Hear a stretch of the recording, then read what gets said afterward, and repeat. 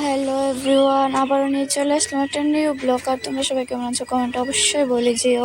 তো অনেকদিন ধরে ঘুরতে যাওয়া হচ্ছে না কোনোক্ষণে, তার জন্য সবাই মিলে প্ল্যান করে নিলাম যে আজ চড়ক মেলা আছে, তার জন্য চড়ক মেলায় যাবো সবাই ঘুরতে। তো দেখতে থাকো, আমি এখন রেডি হতে যাচ্ছি।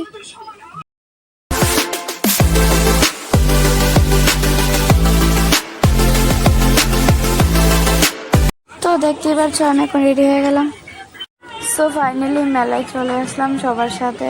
তো দেখতে পাচ্ছ প্রচন্ড ভিড় রয়েছে। তো ফার্স্টে যাব যে চড়ক মেলাটা মেইন যে নাচটা ওটা দেখতে, তারপরে মেলায় ঘুরবো। তো দেখতে পাচ্ছ চলে আসলাম। তো আমরা এসেই দেখতে পাচ্ছি যে কালী ঠাকুর নাচ করছে। তো আমরা একটু দেরিতে এসেছি, তার জন্য ফার্স্টে থেকে পেলাম না কিছুই।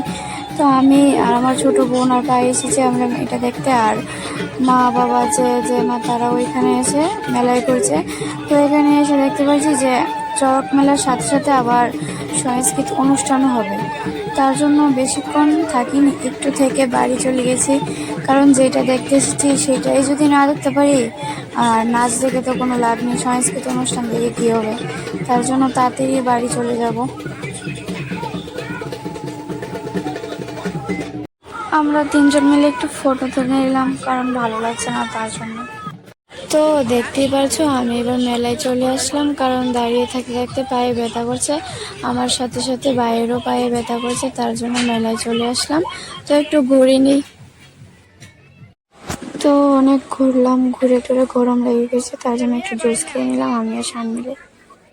জুস খেয়ে আবারও চলে আসলাম ফুচকা খাওয়ার জন্য, আমি আর বনি মিলে ফুচকা খেয়ে নিলাম। ফুচকাটা খেয়ে আবার একটা আইসক্রিম খেয়ে নিলাম আমি একাই।